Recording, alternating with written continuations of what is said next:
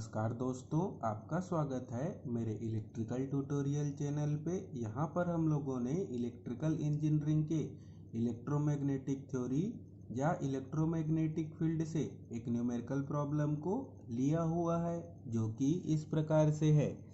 Calculate electric field E at point P 2-3 in free space due to first charge Q1 5 microcoulomb at A 000, second charge Q2 3 microcoulomb at B -2 3 5, third both the charges of first and second are present।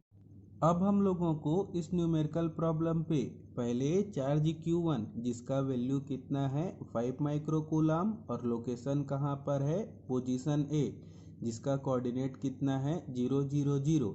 तो इस charge के कारण पहले point P पर जिसका coordinate कितना है 2 -3 और 3, तो हम लोगों को पॉइंट P पर चार्ज Q1 के कारण पहले इलेक्ट्रिक फील्ड इंटेंसिटी को कैलकुलेट करना है। फिर सेकंड पर हम लोगों को चार्ज Q2 जिसका वैल्यू कितना है 3 माइक्रोकूलम और लोकेशन कहाँ पर है पॉइंट B जिसका कोऑर्डिनेट है -2 3 5।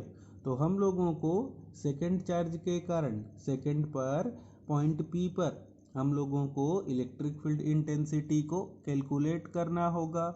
जब हम लोग चार्ज Q1 और Q2 के कारण इलेक्ट्रिक फील्ड इंटेंसिटी को कैलकुलेट कर लेंगे, उसके बाद हम लोगों को थर्ड पर कैलकुलेट करना है both the charges of first and second are present. अगर दोनों चार्ज Q1 और Q2 एक साथ प्रेजेंट हो तो उनके साथ हम लोगों को पॉइंट P पर इलेक्ट्रिक फील्ड इंटेंसिटी का वैल्यू कितना मिल पाएगा। तो आइए सॉल्व करते हैं इस न्यूमेरिकल प्रॉब्लम को। तो अब हम लोगों को इस न्यूमेरिकल प्रॉब्लम को सॉल्व करने के लिए पॉइंट चार्ज के कारण इलेक्ट्रिक फील्ड इंटेंसिटी के फॉर्मूले का यूज़ करना होगा। तो हम लोग यहाँ पर कैसे डिसाइड करेंगे कि कब हम लोगों को पॉइंट चार्ज का फार्मूला लगाना होगा, कि कब हम लोगों को लाइन चार्ज के लिए या कब हम लोगों को सरफेस चार्ज के लिए फार्मूला को लगाना होगा। तो जब कभी भी हम लोग न्यूमेरिकल प्रॉब्लम पर देखेंगे कि चार्ज का यूनिट क्या हो कूलाम हो, तो उसके लिए हम लोगों को पॉइंट चार्ज का फार्मूला यूज़ करना होता है। अगर चार्ज का यूनिट क्या हो कूलाम पर मीटर या लाइन चार्ज दिया हो, तो उसके लिए हम लोग लाइन चार्ज के लिए इलेक्ट्रिक फील्ड इंटेंसिटी के फार्मूले का यूज़ करेंगे। अगर हम लोगों को चार्ज का यूनिट कूलाम पर मीटर स्क्वायर या सरफेस चार्ज दिया हो, तो उसके लिए हम लोगों को इलेक्ट्रिक फील्ड इंटेंसिटी कैलकुलेट करने के लिए सरफेस चार्ज के इलेक्ट्रिक फील्ड के फार्मूले का यूज़ करना होगा।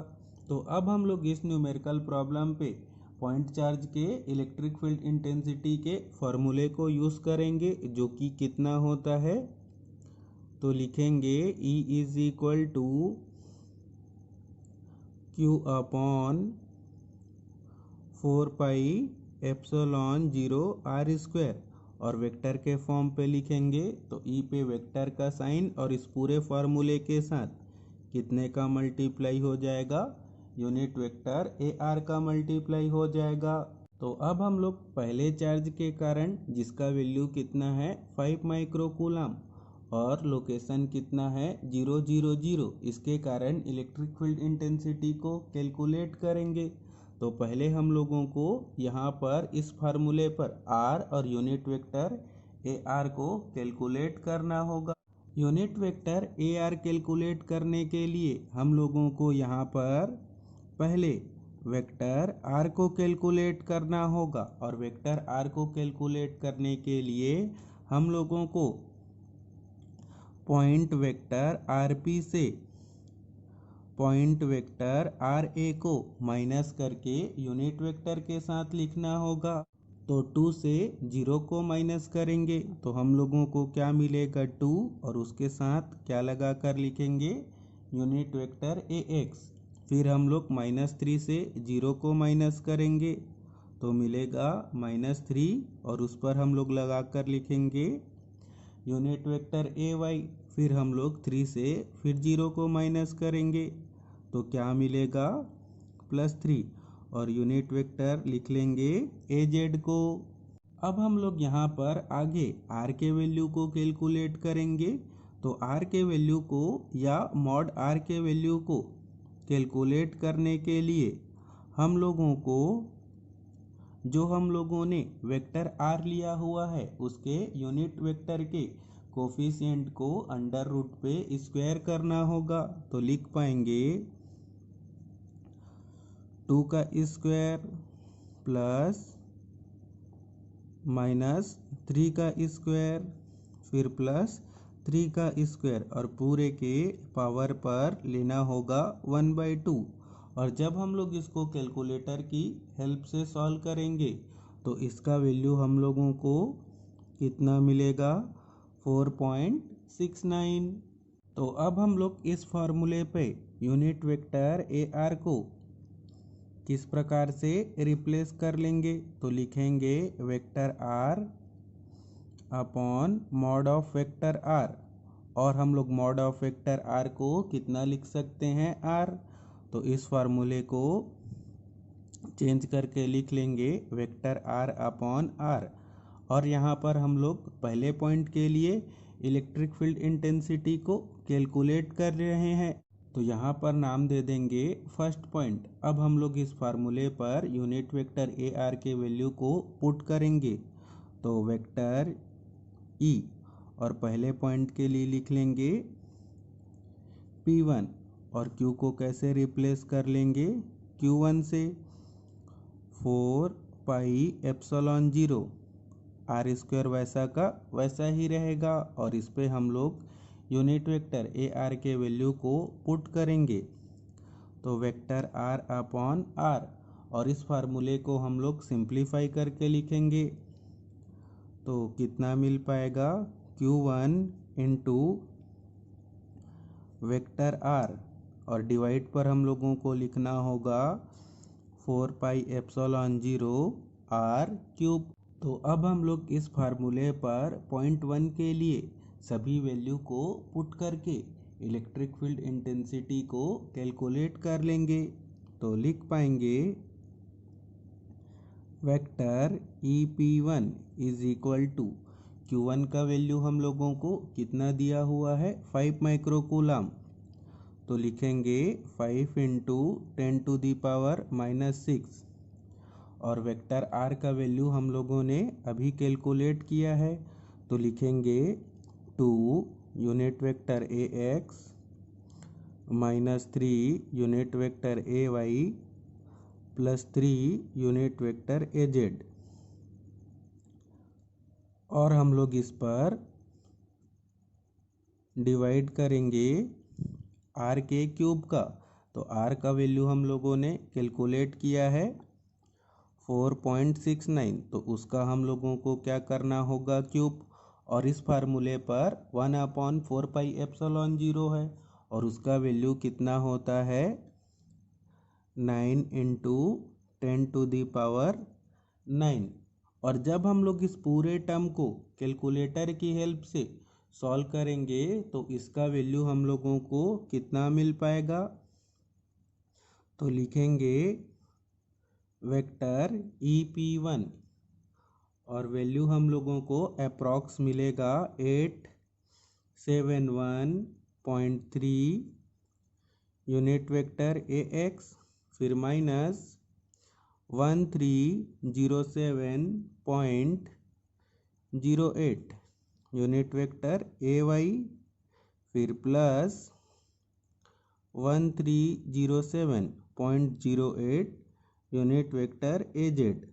तो अब हम लोग आगे जो हम लोगों ने इलेक्ट्रिक फील्ड इंटेंसिटी को वेक्टर के फॉर्म पे कैलकुलेट किया है उसको मैग्नीट्यूड के फॉर्म पे कैलकुलेट करेंगे। तो उसके लिए हम लोगों को यूनिट वेक्टर के कोफिशिएंट को स्क्वायर करके रूट कैलकुलेट करना होगा। तो हम लोगों को इसका वैल्यू कितना मिल पाएगा तो लिखेंगे mod of vector EP1 is equal to 871.3 का स्क्वायर फिर प्लस माइनस 1307.08 का स्क्वायर, फिर प्लस 1307.08 का स्क्वायर और पूरे के पावर पर लेना होगा 1/2। तो हम लोगों को इसका वैल्यू कितना मिलेगा जब हम लोग कैलकुलेटर की हेल्प से कैलकुलेट करेंगे? तो लिख पाएंगे 2043.54 और इलेक्ट्रिक फील्ड इंटेंसिटी का यूनिट हो जाएगा वोल्ट पर मीटर। अब हम लोग यहाँ पर सेकेंड पॉइंट पर प्रेजेंट पॉइंट चार्ज के कारण इलेक्ट्रिक फील्ड इंटेंसिटी को कैलकुलेट करेंगे।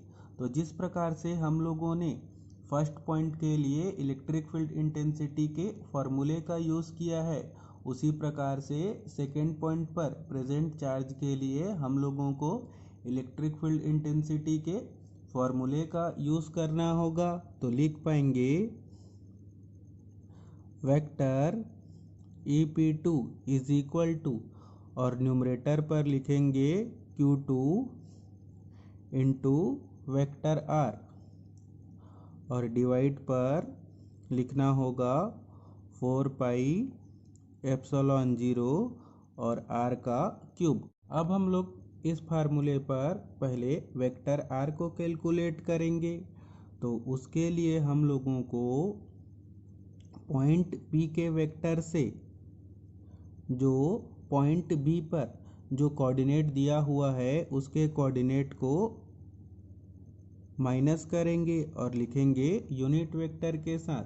तो जब हम लोग 2 से -2 को माइनस करेंगे तो मिलेगा 4 और लिखेंगे यूनिट वेक्टर AX।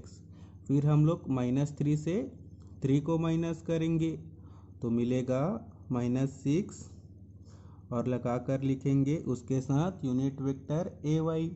फिर हम लोग 3 से 5 को माइनस करेंगे तो मिलेगा -2 और लिखेंगे उसके साथ यूनिट वेक्टर AZ। अब हम लोग आगे मॉड ऑफ वेक्टर R या R के वैल्यू को कैलकुलेट करेंगे। तो उसके लिए हम लोगों को जो हम लोगों ने वेक्टर कैलकुलेट किया है उसके यूनिट वेक्टर के कोफिशिएंट का स्क्वायर करके रूट कैलकुलेट करना होगा। तो लिखेंगे 4 का स्क्वायर, फिर प्लस -6 का स्क्वायर, फिर प्लस -2 का स्क्वायर और पूरे के पावर पर लेना होगा 1/2। और जब हम लोग इसको कैलकुलेटर की हेल्प से सॉल्व करेंगे तो मिलता है 7.48। अब हम लोग इस फार्मूले पर सभी वैल्यू को पुट करके पॉइंट 2 के लिए हम लोगों को इलेक्ट्रिक फील्ड इंटेंसिटी को कैलकुलेट करना है।